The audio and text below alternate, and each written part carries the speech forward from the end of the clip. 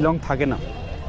আজকে এখানে একটা অ্যাক্সিডেন্টলি এখানকার লোকাল এমএলএ মারা গেছেন, তার রেসপেক্টে কি ট্যাক্সি পাই এখানে, তাহলে এটা কমপ্লিট করবো, নাহলে এলিফ্যান্ট ফলসের দিকে চলে যাবো।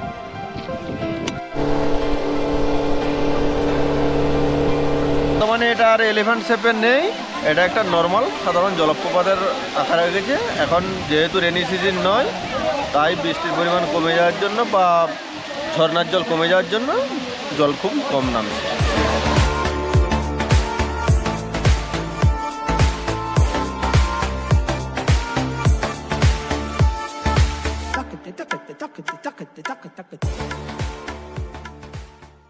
আমাদের আজকে আমরা গুয়াহাটি আসাম ছেড়ে দিলাম, আমরা চললাম শিলংয়ের পথে।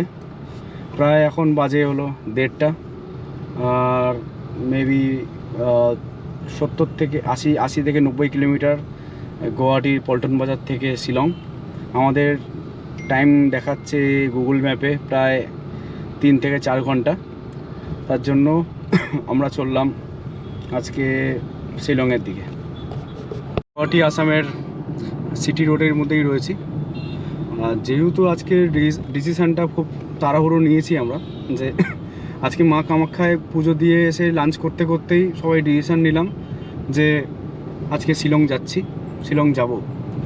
তার জন্য আমরা বেরাতে আজকে প্রচুর লেট হয়ে গেছে। অ্যান্ড পুরো বোঝাই যাচ্ছে আমরা কোনো পাহাড়ের দিকে উঠছি। গাড়ি যেহেতু এটা অটোমেটিক গাড়ি, অটো গিয়ার চেঞ্জ করে, গাড়ি খুব গর্জনও করছে এই পাহাড়ে উঠতে। পুরোটাই ইনক্লাইন উঠলাম এতক্ষণ ধরে, আরও উঠছি।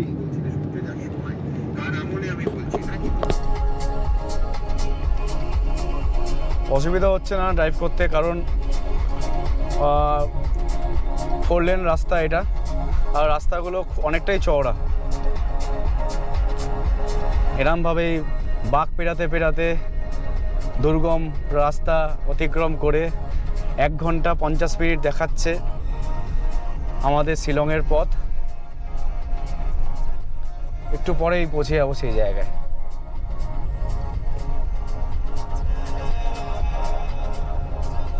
আর তোমরা আমার আগের ব্লগগুলো দেখেছো যে আমরা কলকাতা থেকে জলপাইগুড়ি, মানে শিলিগুড়ি জলপাইগুড়ি এসেছিলাম। তারপরের আমরা জলপাইগুড়ি ময়নাগুড়িতে আমরা স্টে করেছিলাম। ময়নাগুড়ি থেকে আমরা আসলাম আসামের গুয়াহাটিতে। তার পরের দিনই আমরা গেছিলাম মা কামাখ্যা আর উমানন্দ মহারাজের কাছে। তার পুজোটা দিয়েই আমরা লাঞ্চ করে বেরিয়ে পড়েছি। চেষ্টা করছি আলো থাকতে থাকতে সামনে একটা লেক পড়বে, যেটার নাম হলো উমিয়ং লেক, সেই লেকটাকে কভার আপ করা বা ওখানে যাওয়ার। অনেক আনারস বিক্রি হচ্ছে। আনারস দিবি? নে তাহলে। এখানে গাছের ফুল কোথায়? হ্যাঁ, যেহেতু প্রত্যেক দিন ঠাকুরকে আমরা ফুল দিয়ে যাত্রা শুরু করেছিলাম, আজকে মালা পাইনি আর গাছের ফুল থেকে দেখাচ্ছে উমিয়ং লেক, আর 30 কিলোমিটার বাকি আছে। আর একজন চলে গেছে এখানে আনারস কিনতে। এখানকার সত্যি আনারসগুলো খুব মিষ্টি হয়, সুন্দর লাগছে। রাস্তার বাঁকে আমরা দাঁড়িয়ে আছি, তার মধ্যে ফলের দোকান, আর ওই দাঁড়িয়ে আছে আমাদের সুন্দরী। উমিয়ং চলে এসেছি, আর 1.5 কিলোমিটার বাকি আছে। তোমরা এখন দেখতেই পাচ্ছ উমিয়ং লেকের অপূর্ব দৃশ্য, যেটি এন্ট্রি ফি আমাদের নিল 50 টাকা। ও যেহেতু গাড়ি নিয়ে এসেছিলাম, তার জন্য গাড়ির জন্য নিয়েছে 50 টাকা। এটি মেঘালয়ের একটি জনপ্রিয় পর্যটন কেন্দ্র। এখান থেকে শিলং প্রায় 15 কিলোমিটার দূরে অবস্থিত। এই লেকটি মোটামুটি 200 থেকে 225 বর্গ কিলোমিটার ক্ষেত্রফল জুড়ে বিস্তৃত। এছাড়াও তোমরা দেখতে পাচ্ছ এখানে স্পিড বোট, কায়াকিং ছাড়া আরও অনেক কিছু জলজ যান এখানে রয়েছে, যার মাধ্যম দিয়ে লোকাল পর্যটকরা খুব সুন্দরভাবে পুরো এই লেকটিকে ঘুরে দেখতে পারবে। এই যে তোমরা দেখতে পাচ্ছ, জানি না স্ক্রিনে আসছে কি না, এই যে এই বোটটা যাচ্ছে, ওইদিকে একটা বোট যাচ্ছে, ওই একটা বোট আসছে, আর কায়াকিংগুলো এখানে রয়েছে। আমাদের এখান থেকে অনেকটা দূরে দেখা যাচ্ছে, হয়তো স্ক্রিনে অতটা ভালো করে বোঝা যাচ্ছে না। আমাদের গন্তব্যস্থলে যাওয়ার আগে এটি হলো ফার্স্ট একটা দর্শনীয় স্পট।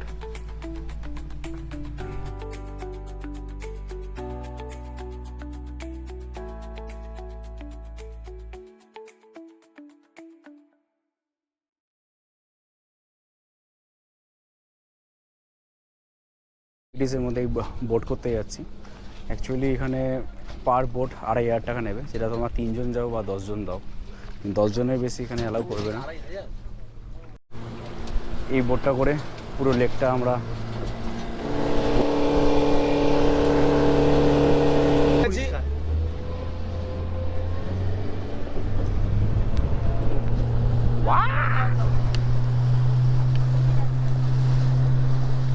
সেই দৃশ্য, সেই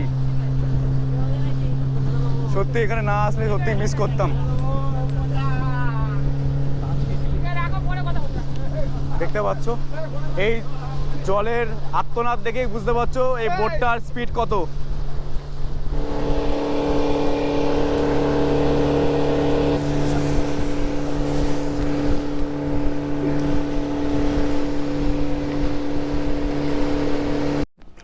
অসাধারণ একটা মুহূর্ত কাটিয়ে বেরাচ্ছি এখন উমিয়ং লেক থেকে। আর এটা উমিয়ং লেকের অর্কিড, রাজা এটা অর্কিড পয়েন্ট না? হ্যাঁ, এটা অর্কিড পয়েন্ট উমিয়ং লেকের। ভালো সুবিধাও আছে তাই। আর এখানেই তোমরা যদি মনে হয় বোটিং করবে, কিছু ফটো ক্লিপস করবে, এই স্পটটাই উমিয়ং লেকের সবথেকে ভালো স্পট। আর এখানে গাড়ি রাখারও ভালো জায়গা আছে। আর এই সাইডটা দেখিয়ে দে, এই জোনটা দেখতে পাচ্ছেন ব্রিজের মতো ছোট করে, এই জোনটা দিয়ে সোজা গেলে একটা কাপেল স্পট আছে, যেটা আরো খুব সুন্দর। যেটা একটু আগেই বললাম যে একটা কাপেলদের জন্য সুন্দর স্পট আছে, সেই স্পটটা এটা একটা কি জুম করা যাবে? না, জুম করা যাবে।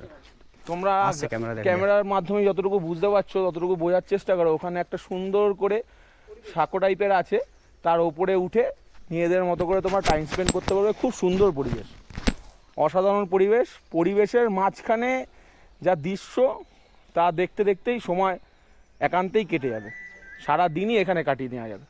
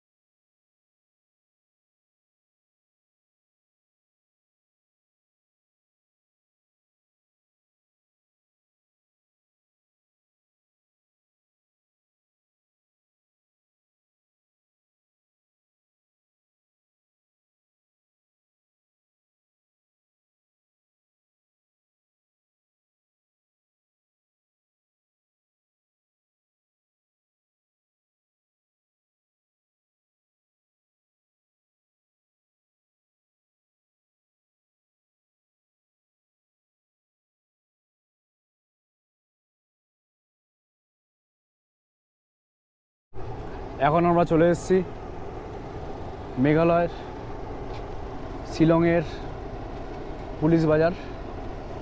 আর এই পুলিশ বাজার খুব একটু গিঞ্জি জায়গা, মানে খুব ক্রাউডি জায়গা, তার জন্য আর এখানে আর হোটেলও মোটামুটি অনেক আছে, কিন্তু সব হোটেলে পার্কিংয়ের ব্যবস্থা নেই। তার জন্য গাড়িটা এখানে পার্কিং করে আমরা হোটেল খুঁজতে যাচ্ছি, দেখি কোন হোটেলে আজকে ওঠা যায়। চলে এসেছি শিলংয়ের প্রাণকেন্দ্রে এটা হলো পুলিশ বাজার, এখানে লেখা হয়েছে I love Shillong.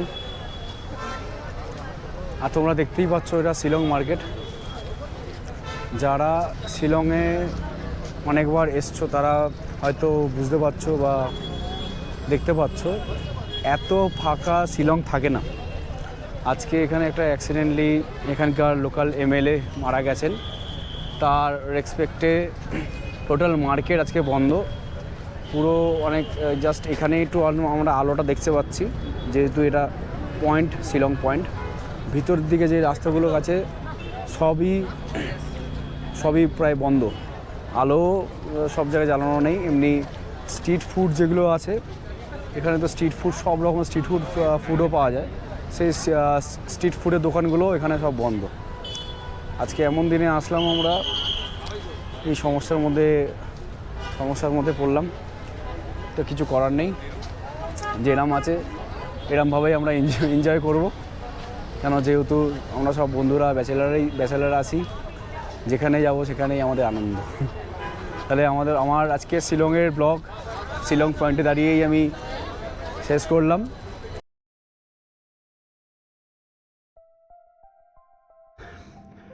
Good morning বন্ধুরা, আমি এখন বেরালাম শিলং থেকে। আর আমরা শিলংয়ে যেই হোটেলে ছিলাম সেই হোটেলের নাম হলো মুনলাইট। ওখানে নিল 1,500 টাকা পার ডে। আমরা যেই রুমে প্রায় 2 জন আর কিছু আরেকটা রুমে ছিলাম 3 জন। এই রুম থেকে বেরিয়ে রুমটা সত্যি খুব ভালো ছিল। এখন আমি চলে আসলাম শিলংয়ের একটা লোকাল ফুড মার্কেটে। তোমরা দেখতেই পাচ্ছ এখানে মানে সকালবেলা ব্রেকফাস্ট বানানো হচ্ছে। কেউ বাড়ি থেকে বেরিয়ে মানে টিফিন, স্কুলে যাওয়া বা অফিসে যাওয়ার জন্য টিফিনও এখান থেকে নিচ্ছে। এখানে চা, ফ্রাইড রাইস, আরও অনেক রকম খাবার এখানে পাওয়া যাচ্ছে। আর এখন অনেকটাই সকাল, তার জন্য অনেক দোকানই বন্ধ এখনও রয়েছে। এটা হলো সকালের মেঘালয় শহর, একদম সকাল। এখন বাজে প্রায় 8টা। আর এখানে তান্দুরি চাটা সত্যি আমার খুব ভালো লেগেছে, হেভি সুন্দর লেগেছে। যদিও ইনি বিহার থেকে এখানে এসে ব্যবসা করছেন, ওনার সঙ্গে কথা বলে যা বুঝলাম। আমিও টেস্ট করে নিলাম শিলংয়ে। কালকে আমরা এসেছিলাম গুয়াহাটি, আসাম থেকে।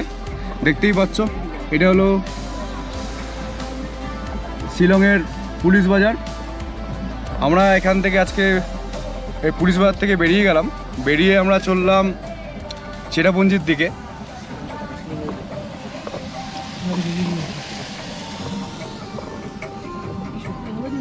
আমাদের আজকে যাওয়ার পথে অনেক কিছু সাইট সিন রয়েছে, আমরা এগুলো সাইট সিনগুলো করতে করতে আমরা চলবো চেরাপুঞ্জির দিকে। আমাদের যেমন আজকে লাইটলুম, আমরা এখন লাইটলুমের পথে চলছি। মোটামুটি আমাদের লোকেশান যেখানে আছে ওখান থেকে লাইটলুম 23 কিলোমিটার দেখাচ্ছে। তারপরে লাইটলুম থেকে আমরা এলিফ্যান্ট ফলস, তারপরে আরও কিছু সেটা লোকাল লোকের পরামর্শে আমরা ওই ডেস্টিনেশন ফিক্স করে, মানে সাইট সিনের ডেস্টিনেশন ফিক্স করে আমরা চেরাপুঞ্জির দিকে যাব। মোটামুটি তোমরা জানো এখানে খুব তাড়াতাড়ি সন্ধে নেমে আসে, তার জন্য আমরা চেষ্টা করব সন্ধে মানে সূর্যাস্তের আগে হোটেলে যাতে আমরা পৌঁছাই। লাইটলুমের সামনাসামনিই আছি, প্রায় দেখাচ্ছে 13 কিলোমিটার বাকি। তার আগে দেখাই তোমাদের, আমরা আছি হলো এখন মেঘালয়তে, চেরাপুঞ্জির দিকে যাচ্ছি। আমার যেহেতু গাড়ি পেট্রোল গাড়ি, আর আমি সবসময় স্পিড মারার চেষ্টা করি। এখানে স্পিডের প্রাইস তোমরা দেখতেই পাচ্ছ, মাত্র আমাদের ওখানকার নর্মাল 100 নর্মাল পেট্রোলের থেকেও দাম কম স্পিডের। আমাদের ওখানকার স্পিডের দাম 113 টাকা সামথিং, আর এখানে স্পিডের দাম 101 টাকা, 102 টাকা বলতে পারো। ঠিক কতটা ডিফারেন্স পেট্রোলের দামের সঙ্গে।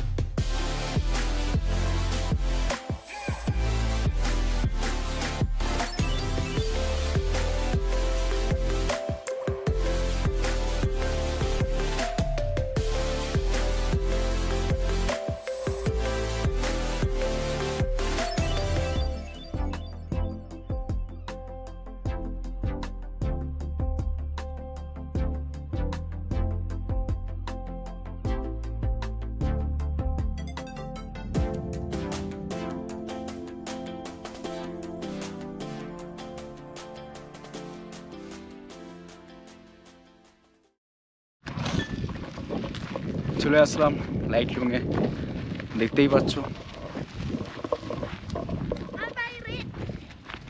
ওটা হলো ভিউ পয়েন্ট, ওখানেই যাচ্ছি আমরা এখন।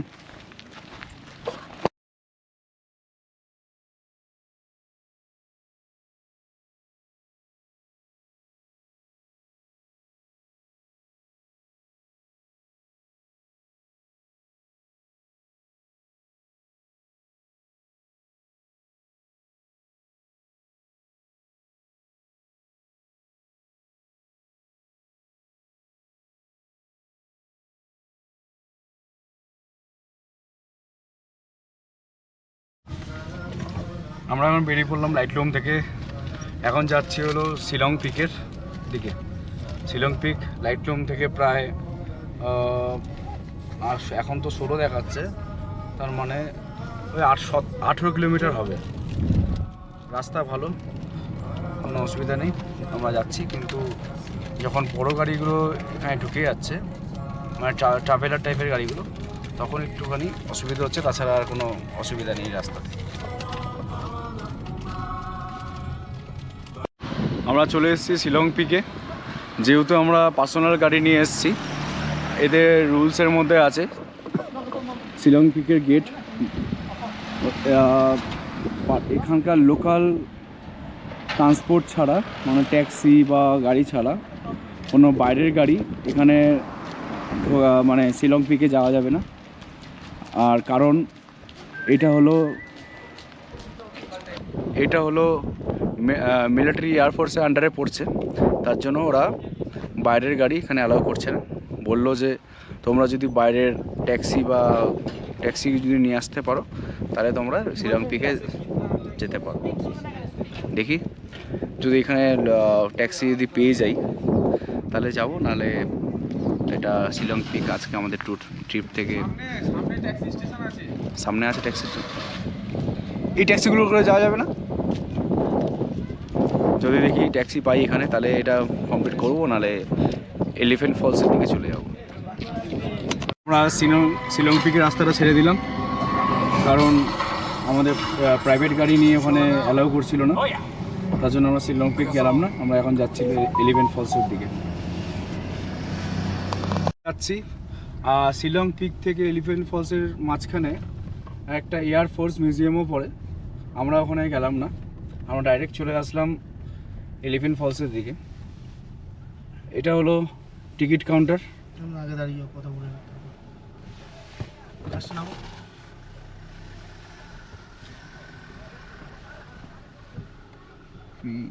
এন্ট্রি ফ্রি, অ্যাডাল্ট দেখ, অ্যাডাল্ট 100। 5 people 500.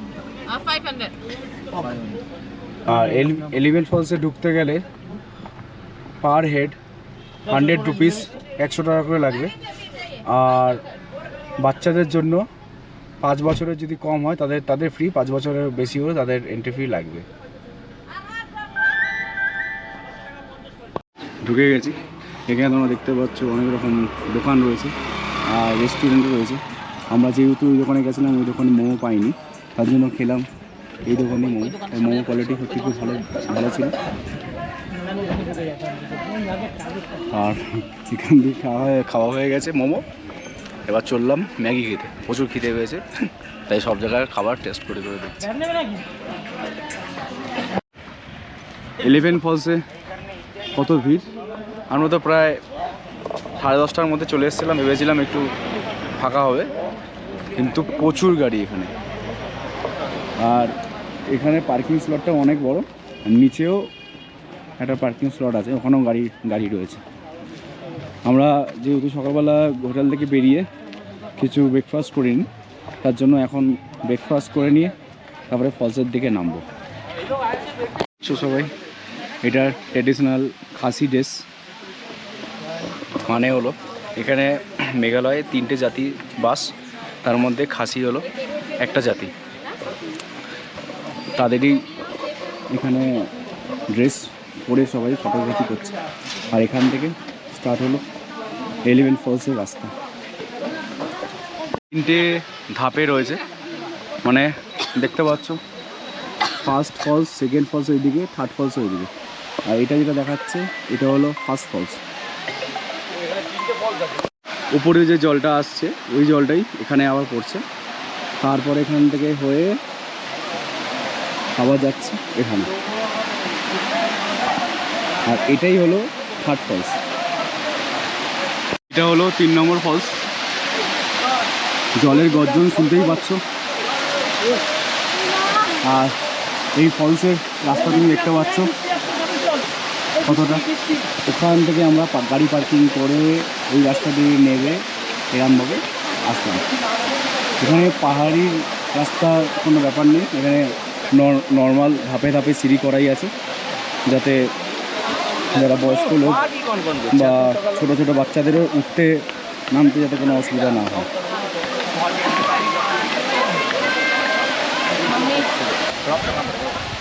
এই সুন্দর মনোরম পরিবেশ শুধুমাত্র আমাদেরকে প্রকৃতি দান করতে পারে। আর এই সুন্দর পরিবেশটাকে সুস্থভাবে রাখার দায়িত্ব আমাদের। তাই সবাইকে বলবো, আপনারা যারাই এখানে আসছেন না কেন, জায়গাটাকে পরিষ্কার রাখুন, জায়গাটাকে পরিচ্ছন্ন রাখুন। পরিবেশের সঙ্গে একাত্ম হতে গেলে সেই প্রাকৃতিক জায়গাটাকে সুস্থ রাখা আমাদেরই কাম্য। হচ্ছে তোমরা দেখতে পাচ্ছ কত স্বচ্ছ জল, সবাই এখানে ফটোগ্রাফি করছে। অ্যাকচুয়ালি এই এলিফ্যান্ট ফলস হওয়ার কারণ হলো, আগে এই যে টোটাল পাহাড়টা যে 3টে ভাগে ভাগ হয়েছে সেটা একটা পাহাড়ই ছিল, আর ওটা দেখতে ছিল পুরো হাতির মতন, তার জন্য এটাকে এলিফ্যান্ট ফলস বলা হয়। আর 1890 শতকে কোনো কারণবশত এই পাহাড়টা বর্তমানে এটা আর এলিফ্যান্ট শেপের নেই, এটা একটা নর্মাল সাধারণ জলপ্রপাতের আকার হয়ে গেছে। এখন যেহেতু রেনি সিজন নয়, তাই বৃষ্টির পরিমাণ কমে যাওয়ার জন্য বা ঝর্নার জল কমে যাওয়ার জন্য জল খুব কম নামছে। খুব সুন্দর লাগলো দাদার কথায়, উনি নিজের মতন করে নিজে ব্লগে বলল, খুব ভালো লাগলো। আর আমরা এখন নামলাম নিচে, এবার আস্তে আস্তে উপরে উঠে গাড়ির দিকে যাব, কারণ আমরা যাব হলো চেরাপুঞ্জির দিকে। তার জন্য এখানে কিছু ফটো ক্লিক করে আমরা বেরিয়ে পড়ব।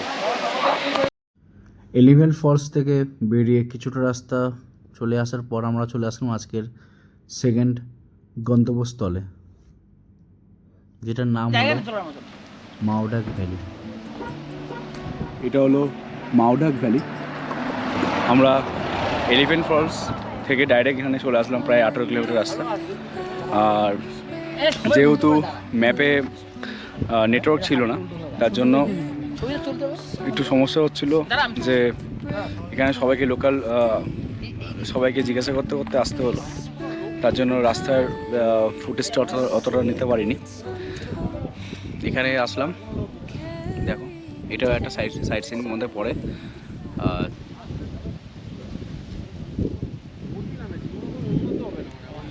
এরম আঁকা বাঁকা পথ ধরে চললাম চেরাপুঞ্জির দিকে। আমাদের চেরাপুঞ্জি যাওয়ার পথে একটা সাইড সিন পড়বে, যেটার নাম হলো গার্ডেন অফ কেভ। আমরা এখন মাওডাক ক্রস করে গার্ডেন অফ কেভের দিকে যাচ্ছি। রাস্তার কন্ডিশন তোমরা দেখতেই পাচ্ছ, খুবই ভালো। পাহাড়ি রাস্তা যেরকম হয় আঁকা বাঁকাভাবে, যেহেতু পাহাড় কেটে রাস্তা করা হয়, তার জন্য একটা পাহাড় ক্রস করে করে আমরা যাচ্ছি চেরাপুঞ্জির দিকে। এই পাহাড়টা কাটা হচ্ছে, খুব সুন্দর লাগছে।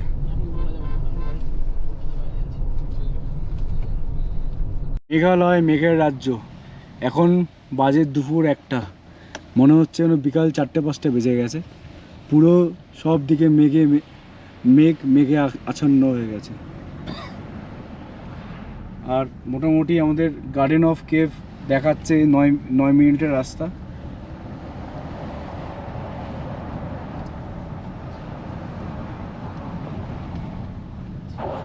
পৌঁছালাম গার্ডেন অফ কেভে, যেখানে অ্যাডাল্টের টিকিট লাগে হলো প্রায় 100 টাকা, আর চিলড্রেন মানে বাচ্চাদের লাগছে হলো 50 টাকা। তোমরা এই পিকচার বোর্ডেই দেখতে পাচ্ছ এখানে কত রকমের জায়গা আছে, দেখতে পাচ্ছ কত রকম আছে।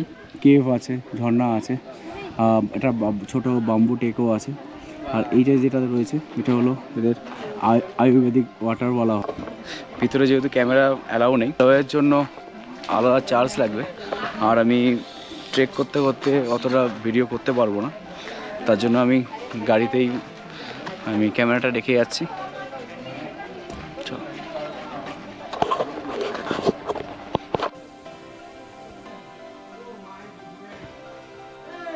নেক্সট হলো spot 4। This is nice spot. We all love this spot and enjoy this spot. Go. তোমার কিরম লেগেছে? কি একদম নাকি? Mountain dew. ভয় 6 যাচ্ছি আমরা এবার, আশা করি যাতে এটা আমি দেখতে পারি। সবাই কত সুন্দর দেখুন, এটা অনেকের কারুকার্য বলতে পারো, বা অনেকে অনেক মন্দিরের জায়গায় এরমভাবে করে, অনেকে মানসিক থাকে এরমভাবে করে ওরা। এখানে জানি না কি কারণে করেছে, কিন্তু দেখতে তো সত্যি খুব সুন্দর লাগছে। এটা সব থেকে উঁচু আর বড়,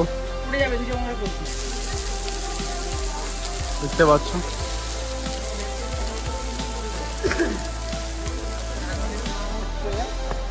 আমরা এখন যাচ্ছি 7 নম্বর পয়েন্টে লাগছে। আর মনে হচ্ছে জলটা পড়ে এটা ন্যাচারাল পুলের মতন লাগছে, পুরো স্বচ্ছ কাচের মতন জল, অপূর্ব দৃশ্য, হেবি সুন্দর লাগছে এই জায়গাটা। এটা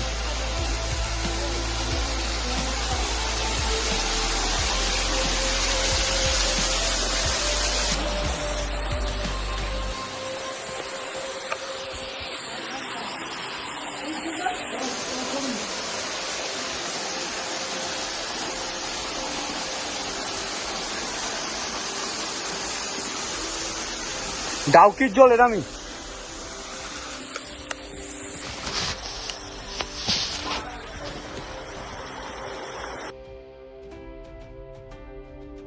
আট নম্বর স্পট দেখতে পাচ্ছ, পাহাড় পাথরের মধ্যে একটা শেপ হয়ে রয়েছে, যেমন একটা বাচ্চা মায়ের গর্ভে যেরম আকার নেয় ঠিক তেমনটাই লাগছে। 9 ও 10 নম্বরের স্পট দেখাচ্ছে এদিকে, বাম্বু টেকের মতন দেখতে, সত্যি খুব সুন্দর লাগছে। এই যে এই জলটাকেই পাহাড়ের একদম ভিতর দিয়ে পড়ে, এটাকে পানীয় হিসেবে ব্যবহার করে। এটা হলো একটা পানীয় জল, আর মেডিসিন জল ওরা বলে। নেক্সট স্পট এটা হার্ট শেপের, দেখতে পাচ্ছেন নাম্বার 11। এটাকে হার্ট শেপের মতন লাগে। এটা একটা লাস্ট পয়েন্ট গার্ডেন অফ কেভের। আমরা এখানেই এটা শেষ করে গাড়ির দিকে যাচ্ছি। চেরাপুঞ্জি শহরটা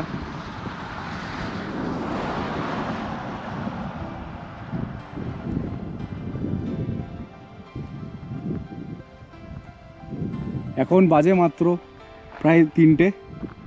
যেহেতু মেঘালয় মেঘের শহর, চারিদিকে মেঘে আচ্ছন্ন হয়ে রয়েছে, তার জন্য সূর্যের এত তাপ বা কিরণও কমপ্লিট করলাম গার্ডেন অফ কেভ।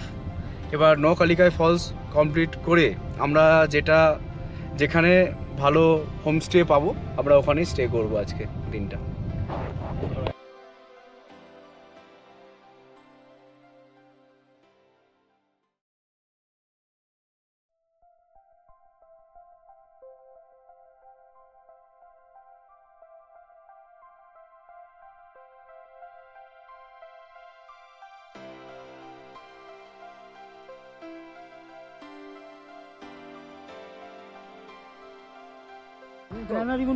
এখন চলে আসলাম নৌকালিকায় ফলসে।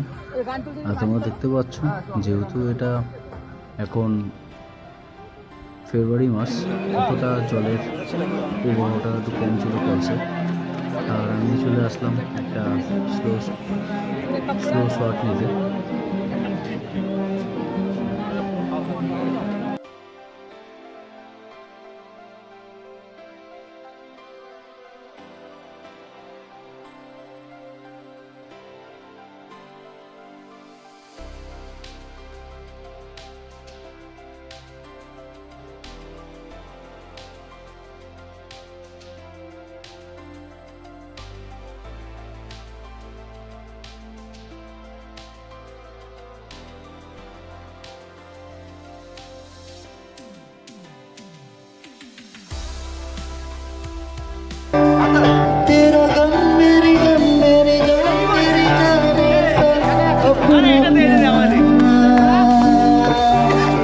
जान पे भी खेलेंगे तेरे लिए ले लेंगे जान पे भी खेलेंगे तेरे लिए ले लेंगे सबसे दुश्मनी আরেকটা জিনিস বিখ্যাত এর মশলাগুলো।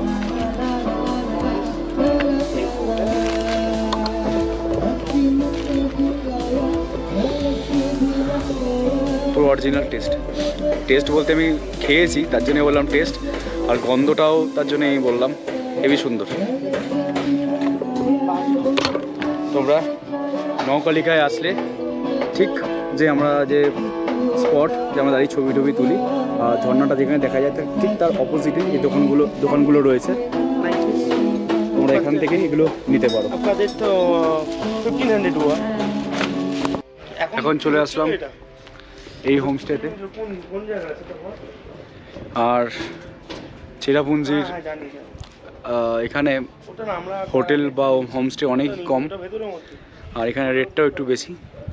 আমি স্ক্রিনে কিছু হোটেল বা কিছু আর হোটেলের নাম্বার দিয়ে দেবো, যাতে তোমাদের আমাদের মতন এরমভাবে খুঁজতে না হয় কম বাজেটের ভালো রুম।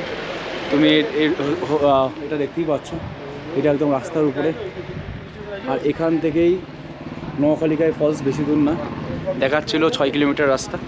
এই হোটেলটা বেস্ট প্রাইসে ভালো হোটেল। আমার প্রাইসটাও তোমাদের বলে দিই। এই হোটেলটা আমাদের প্রাইস দিল, আমরা যেহেতু 5 জন আছি 3,000 টাকা নিয়েছে। এটা 4 বেড, তার সঙ্গে এক্সট্রা একটা বেড দিয়ে দিচ্ছে। আর লাঞ্চ তো আজকে কিছু খাওয়াই হয়নি, কালি ঘুরলাম, মোমো টোমো খেয়ে পেট খুব ভরে গেছিলো, তার জন্য লাঞ্চ করা হয়নি। আর ডিনারটাও আজকে এখান থেকে আমরা করে নেব। চলো, আজকের ব্লগটা আমি এখানেই শেষ করছি।